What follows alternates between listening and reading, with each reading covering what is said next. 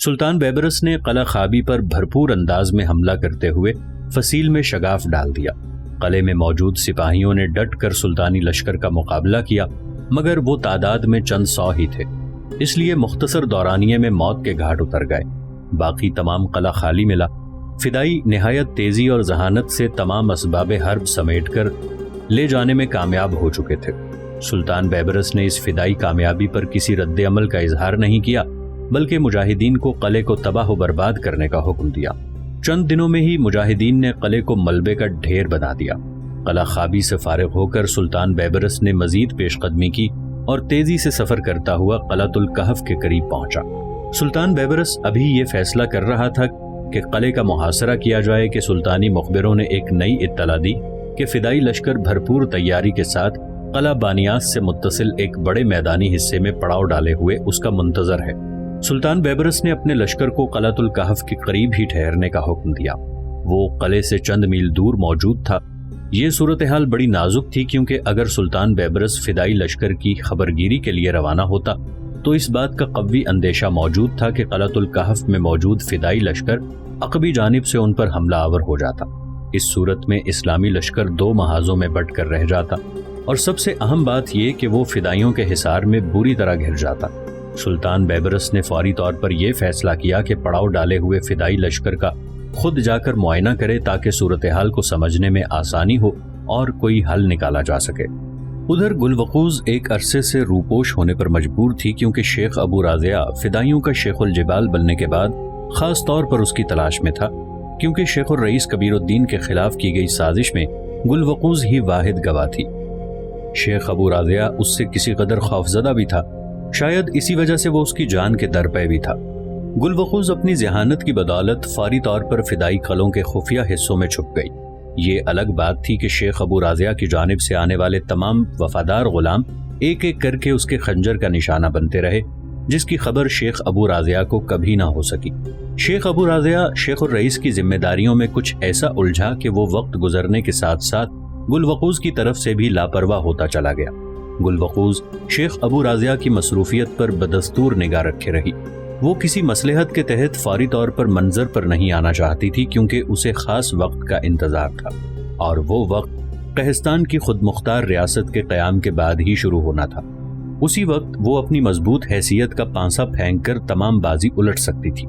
شیخ ابو رازیہ کے صلیبی حکمرانوں سے سفارتی تعلقات اور بلاد مصر کی حکومت کے مخالفین سے گٹھ جوڑ قہستان کے قیام کے منصوبوں کو مستحکم بنا رہے تھے کہ اچانک سلطان بیبرس کی آمد کی خبر نے فدائی قلعوں میں ہلچل سی مچا دی۔ شیخ ابو رازیہ قاہرہ سے اتنی دور سلطان بیبرس کی موجودگی کی خبر پا کر بھونچکا رہ گیا۔ گلوقوز نے جب فدائیوں کو خاص قسم کی تیاریوں میں مصروف دیکھا تو وہ حیران ہو گئی۔ اس نے صورتحال سے آشنائی کے لیے خفیہ حصوں کو خیرباد کہتے ہوئے قلعے کی راہداریوں کو استعمال کیا اور نہایت خفیہ انداز میں سفر کرتی ہوئی ایک قلعے سے دوسرے اور پھر تیسرے قلعے میں پہنچتی رہی۔ اسے جب بلاد مصر کی افواج کے حملوں کی تصدیق ہو گئی تو وہ کسی گہری سوچ میں ڈوب گئی۔ سلطان بیبرس کے بارے میں کئی قسم کی خبریں اس نے پہلے سے سن رکھی تھیں۔ صلیبی قلعوں کی بربادی اور ایلخانی منگولوں کی شکست کے باعث سلطان بیبرس کا چرچا عام تھا۔ فدائی جنگجو جوش و خروش سے سلطان بیبرس کا مقابلہ کرنے کی تیاریوں میں مصروف تھے۔ گلوقوز ان کے درمیان گھومتی پھرتی رہی، مگر کسی نے اس کی جانب توجہ نہیں دی۔ گلوقوز کوئی تنہا عورت نہیں تھی جو ان کے درمیان موجود تھی۔ اس جیسی کئی دوسری عورتیں بھی قلعوں میں اپنے اپنے امور سر انجام دے رہی تھیں۔ گلوقوز کے ذہن میں کئی قسم کے خدشات سر اٹھا رہے تھے۔ اس نے سب سے پہلے اسلامی لشکر کا جائزہ لینا ضروری سمجھا۔ وہ غیر محسوس انداز میں اسلامی لشکر کے بالکل قریب پہنچ گئی۔ سلطان بیبرس کا لشکر قلعۃ الکہف سے کچھ دور پڑاؤ ڈالے ہوئے تھا۔ گلوقوز کی دوربی نگاہوں نے بہت جلد ہی تاڑ لیا کہ فدائیوں کے مقابلے میں سلطان بیبرس کی تیاریاں زیادہ بہتر اور بھرپور ہیں، مگر اس کے ذہن کے کسی خانے میں یہ امید بھی قائم تھی کہ ان پتھریلے میدانوں میں اسلامی لشکر بہت زیادہ عمدہ کارکردگی کا مظاہرہ نہیں دکھا پائے گا۔ فدائیوں کے جوشیلے جذبات بھی اس کی نگاہوں کے سامنے تھے، جو اپنے شیخ الرئیس کی حفاظت میں اپنی جان کی پرواہ نہ کرتے تھے۔ گلوقوز نے حالات کی اس عجیب و غریب کشمکش سے الگ رہتے ہوئے قلعۃ الکہف کی بالائی پہاڑی کے ایک غار میں ڈیرا جما لیا۔ وہ اپنے ساتھ تمام ضروری اسباب بھی لائی تھی تاکہ غیر متوقع حالات کے پیش نظر اسے فرار ہونا پڑے تو اسے کسی مشکل کا سامنا نہ ہو۔ وہ فیصلہ کن مارکے کے انتظار میں تھی جس میں فدائی جنگجو فتح یاب ہو کر سرخرو ہو پاتے۔ گل وخوذ کا ہدف فدائیوں کی کامیابی کے بعد پیش آنے والے وہ اہم حالات تھے جن میں وہ اس خاص عہد کا فائدہ اٹھا سکتی تھی جو کہ شیخ الرئیس کبیر الدین نے اسے قاہرہ روانہ ہونے سے پہلے تھمایا تھا۔ ادھر قائن اعظم کا دربار سجا تھا۔ قائن اعظم مقدس کلیسا کی جانب سے آیا ہوا ایک قاصد شرف ملاقات کا متمنی ہے۔ خاص شاہی کمرے کے دروازے پر نمودار ہونے والے محافظ نے تعظیم دیتے ہوئے خبر دی۔ ایلخانی منگولوں کا حکمران ہلاکو خان کا بیٹا اور چنگیز خان کا پڑپوتا اباقہ خان چونک کر اس کی طرف دیکھنے لگا۔ اسے ہمارے پاس بھیج دو۔ اباقہ خان چند لمحوں کے توقف کے بعد بولا۔ محافظ حکم پا کر واپس لوٹ گیا۔ کچھ دیر بعد جب وہ واپس لوٹا تو اس کے ساتھ ایک سیاہ چوغے میں ملبوس ادھیڑ عمر شخص تھا جس کے گلے میں لٹکی ہوئی بڑی سی چاندی کی سلیب اس کے رتبے کی نشاندہی کر رہی تھی۔ وہ کلیسا کا ایک اسقف تھا۔ قاصد نے اندر داخل ہوتے ہی ماتھے پر ہاتھ رکھتے ہوئے سلیب بنائی اور پھر اباقہ خان کو تعظیم پیش کی۔ اباقہ خان نے بھی جواباً سلیب بناتے ہوئے اسے ایک جانب بیٹھنے کا اشارہ کیا۔ اسقف دھیمے انداز میں چلتا ہوا کرسی پر جا بیٹھا۔ ایلخانی خادم مقدس باپ کی کیا خدمت کر سکتا ہے؟ اباقہ خان نے دریافت کیا۔ خداوند یسوع کا سایہ ابد تک آپ پر قائم رہے۔ آپ کی دینداری روحانی خدمت پر کلیسا کو دلی مسرت ہے اور وہ ہر وقت آپ کی صحت کی دعاؤں میں مشغول رہتی ہے۔ کلیسا کے پوپ اعظم شاہ قسطنطنیہ کی جانب سے خادم مسیح کے لیے یہ پیغام لانے کی سعادت مجھے حاصل ہوئی ہے۔ اگر اجازت مرحمت فرمائیں تو میں اس کا متن پڑھ کر آپ کو سنا سکتا ہوں، اسقف نے کہا۔ اباقہ خان نے سر سے اسبات کا اشارہ کیا۔ اسقف نے اپنے لبادے سے ایک سنہرا رول برآمد کیا اور اس کی تہیں کھولنے لگا۔ کچھ دیر بعد اس نے گلا صاف کرتے ہوئے پیغام پڑھنا شروع کیا۔ بیزنطینی کلیسا کی جانب سے منگولوں کے بہادر اور جری حکمران اباقہ خان کے نام، کلیسا کو ایلخانی منگولوں کے خلوص ایمان اور وفاداری کے وہ تمام دن بخوبی یاد ہیں جو کہ قائن اعظم منگو خان اور قائن اعظم ہلاؤ خان کے دور میں گزرے ہیں۔ بڑے افسوس سے یہ کہنا پڑتا ہے کہ وقت گزرنے کے ساتھ ساتھ منگولوں کی عظیم تربیت ماضی کے دھندلکوں میں کھوتی جا رہی ہے اور دین نصرانیت کی ترویج اور اشاعت کا سلسلہ خواب و خیال بنتا جا رہا ہے۔ دین نصرانیت کے دشمن ایک بار پھر متحد ہو کر اپنے بلوں سے باہر نکل آئے ہیں اور ان کی ریشہ دوانیوں کا سلسلہ اس قدر بڑھ چکا ہے کہ ارض مقدس کی نصرانی رعیت ہولناک عذاب کی زندگی گزارنے پر مجبور ہو چکی ہے۔ ہمارے بھائیوں پر دن رات حملے ہو رہے ہیں اور ہزاروں نہیں بلکہ لاکھوں کی تعداد میں انہیں موت کے گھاٹ اتارا جا چکا ہے۔ ایک بار پھر کلیسا کو دین نصرانیت کی بقا کے لیے اپنے خاص مسیحی خادموں کی فوری ضرورت پیش آ رہی ہے۔ پوری دنیا کے حکمران مسلمانوں سے یوں گھبراتے ہیں جیسے وہ کوئی عجیب مخلوق ہوں۔ یہی وجہ ہے کہ کلیسا کمزور پڑنے لگا ہے اور سلطان بیبرس جیسے حقیر حکمران بھی ارض کلیسا کو فتح کرنے کے خواب دیکھنے لگے ہیں۔ ہم تم سے خاص طور پر استدعا کرتے ہیں کہ اس وقت تم ہی واحد قوت ہو جو مسلمانوں کو اس خطرناک ارادے سے باز رکھتے ہوئے ان کے اتحاد و یکجہتی کو متزلزل کر سکتی ہے۔ اپنی ذاتی مصروفیات کا سلسلہ ترک کرتے ہوئے بقائے نصرانیت کی جانب توجہ دو اور عیش کوشی ترک کر کے تاتاری لشکروں کے ساتھ مراغہ سے نکلو اور کلیسا کو آخری ہچکی لینے سے بچاؤ۔ اگر تم نے بھی اس نازک ترین وقت میں کلیسا کی کوئی مدد نہ کی تو یاد رکھو دین نصرانیت اپنوں کی بے وفائی اور لاپرواہی کے باعث خوفناک شکست سے دوچار ہو جائے گا اور پھر آنے والی نسلوں میں سے کوئی اس دین کو یاد نہ رکھے گا۔ اسقف متن پڑھنے کے بعد خاموش ہو چکا تھا۔ اباقہ خان کلیسا کی آہو بکا سن کر گہری سوچ میں پڑ گیا۔ وہ ذاتی طور پر دین نصرانیت کا سچا اور پکا پیروکار تھا اور اسے مسلمانوں سے اتنی ہی نفرت تھی جتنی کہ صلیبی جنگجوؤں میں پائی جاتی تھی۔ اباقہ خان کے دل میں کئی بار یہ خواہش پیدا ہوئی کہ وہ بھی اپنے آباء و اجداد کے نقش قدم پر چلتا ہوا دنیا کی فتوحات پر نکلے، مگر ہر بار اس کے خاص دشمن آڑے آ جاتے تھے اور وہ خاص دشمن اس کے بھائی بند اردو زرنی کے منگول تھے جو کہ اپنے سلطان برقعی خان کے دور میں شروع ہونے والی اور نہ ختم ہونے والی لڑائی کو مسلسل جاری رکھے ہوئے تھے۔ برقعی خان تو وفات پا چکا تھا اور اس کی جگہ نوگائی خان لے چکا تھا، مگر ایلخانی منگولوں سے دشمنی کم ہونے کی بجائے بڑھتی چلی گئی۔ دونوں کے درمیان خیر و شر کی لڑائی تھی۔ اردو زرنی کے منگول دین اسلام کی بالادستی کے قائل تھے تو ایلخانی منگول دین نصرانیت کی حاکمیت کا مطالبہ کرتے تھے۔ دونوں گروہوں کے پاس اس قدر طویل رقبہ سلطنت تھا کہ کوئی بھی فیصلہ کن مارکہ ممکن نہیں تھا۔ لاکھوں منگول ان آپسی جھڑپوں کی غذا بن چکے تھے، مگر ابھی تک مدافعت اور مزاحمت برقرار تھی۔ اباقہ خان نے کئی بار بھرپور تیاری کے ساتھ اردو زرنی پر چڑھائی کی مگر کچھ حاصل نہ ہوا۔ ہر بار اسے ناکام اور نامراد واپس لوٹنا پڑتا۔ قائد اعظم کا اگر فوری جواب دینے کا ارادہ نہیں ہے تو خادم کسی اور وقت حاضر ہو جائے گا۔ اسقف نے اپنی موجودگی کا احساس دلایا تو اباقہ خان خیالوں کے بھنور سے نکل آیا اور کسی قدر دھیمے لہجے میں بولا، مقدس باپ سے جا کر کہہ دیجئے کہ اس خادم مسیح کو کلیسا کی مصیبت کا بخوبی احساس ہے۔ آپ فکر مند نہ ہوں کیونکہ بہت جلد ہی میں ارض مقدس کی طرف روانہ ہو جاؤں گا، اور سلطان بیبرس کے ساتھ تو ہمارا ذاتی قرض بھی باقی ہے، جسے اتار کر میں یہ ثابت کر دوں گا کہ ایلخانی منگول ہی اس دنیا کے اصل حاکم ہیں۔ یہ سن کر اسقف کا چہرہ کھل اٹھا۔ اس نے شکریہ کے طور پر تعظیم دی اور اجازت طلب کی۔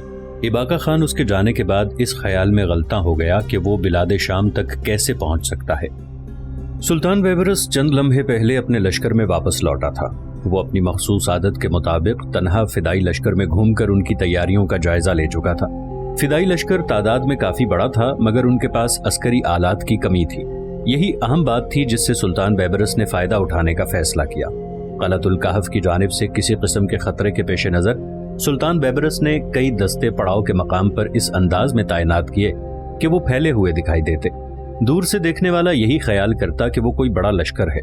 حفظ متقدم کے طور پر کچھ دوستوں کو قریبی نشیبوں میں چھپا دیا گیا تاکہ قلعۃ الکہف کی جانب سے ہونے والی کسی بھی سرگرمی پر بر وقت قابو پایا جا سکے۔ تمام انتظامات سے فارغ ہو کر سلطان بیبرس نے تمام لشکروں کو عشاء کے وقت پڑاؤ اٹھانے کا حکم دیا اور نہایت خاموشی سے پیش قدمی کی ہدایت کی۔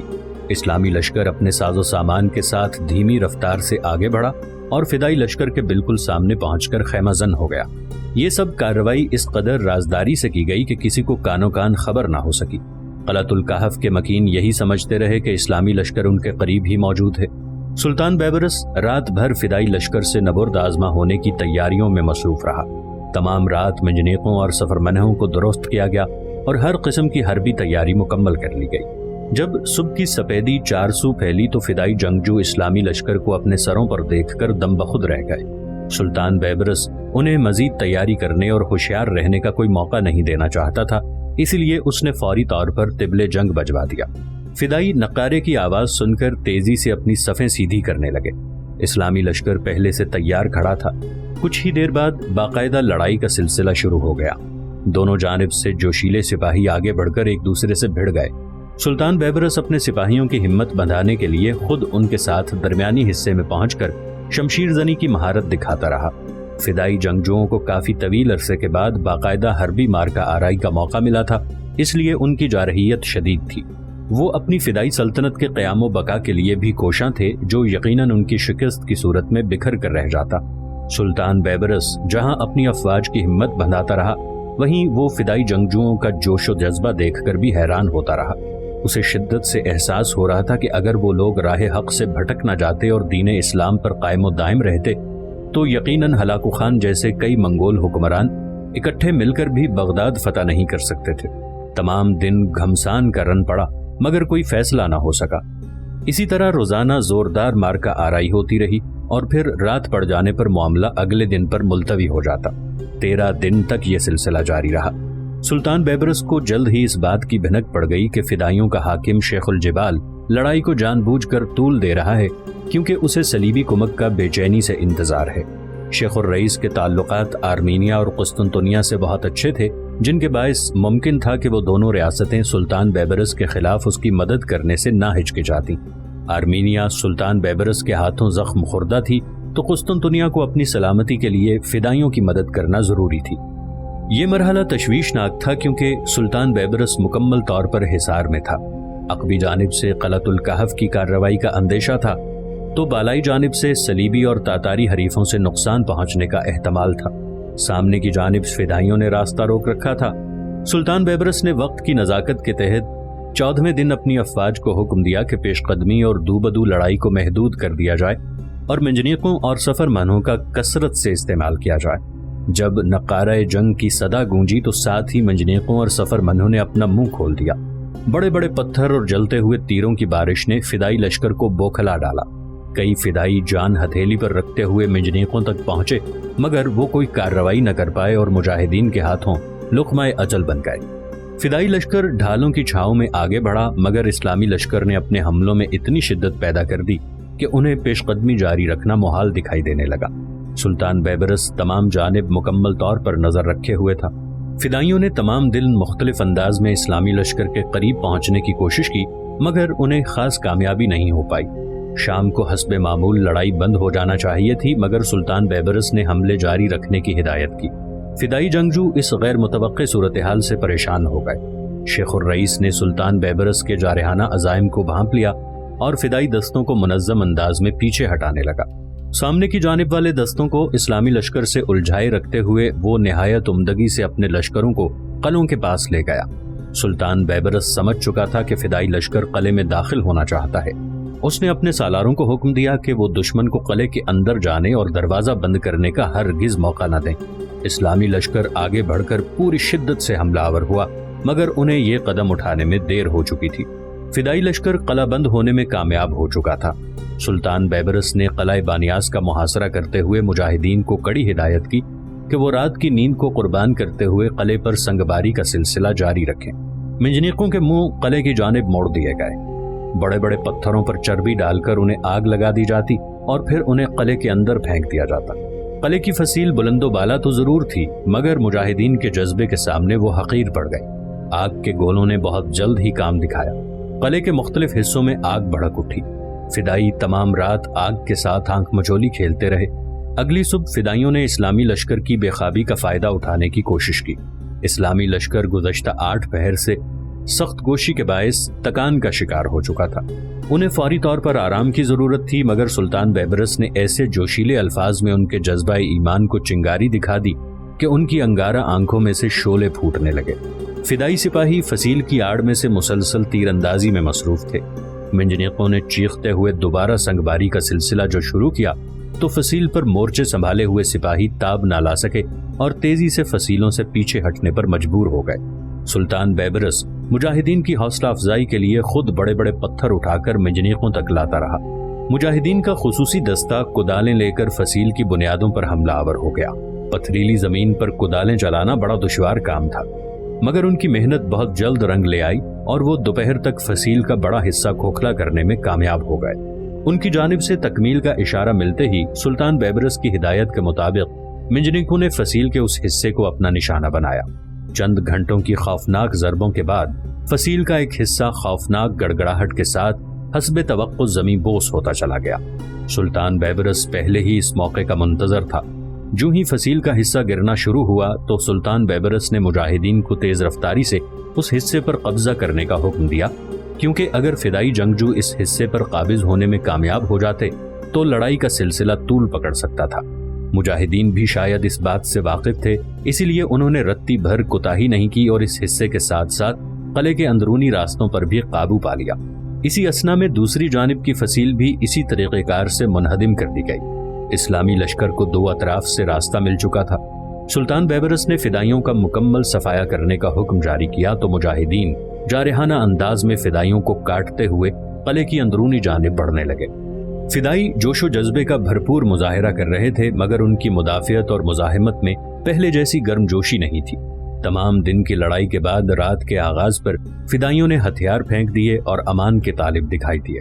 سلطان بیبرس کو جب اس نئی صورتحال کی خبر ہوئی تو اس نے ہاتھ روک لینے کا حکم دیا۔ تمام فدائیوں کو گرفتار کر لیا گیا اور انہیں قلعے کے باہر لا کر ان کی مشکیں کس دی گئیں۔ قلعہ بانیاس کی مکمل تلاشی لی گئی اور خفیہ حصوں میں چھپے ہوئے فدائیوں کو بھی گرفتار کر لیا گیا۔ جو فدائی سپاہی معمولی سی مزاحمت کرنے کی کوشش کرتا تو بلا دریغ اسے موت کی نیند سلا دیا جاتا۔ فدائیوں کی گرفتاری کے بعد شیخ الجبال کی تلاشی لی گئی تو معلوم ہوا وہ لڑائی کے دوران ہی خفیہ راستوں سے فرار ہو کر قلعہ میساف کی جانب روانہ ہو گیا ہے۔ سلطان بیبرس نے نصف لشکر کو آرام کرنے کی ہدایت کی اور نصف لشکر کو حالات پر نظر رکھنے کے لیے ہوشیار رہنے پر مامور کیا۔ تہجد کے وقت سوئے ہوئے سپاہیوں کو بیدار کر دیا گیا اور پہرہ دینے والوں کو سلا دیا گیا۔ تمام رات سلطان بیبرس میدان جنگ کے اطراف میں گھوڑا دوڑاتے ہوئے حالات کا جائزہ لیتا رہا۔ اسے خدشہ تھا کہ قلعہ میساف کی جانب سے کوئی تازہ دم فوج ان پر شبخون مارنے کی کوشش نہ کرے۔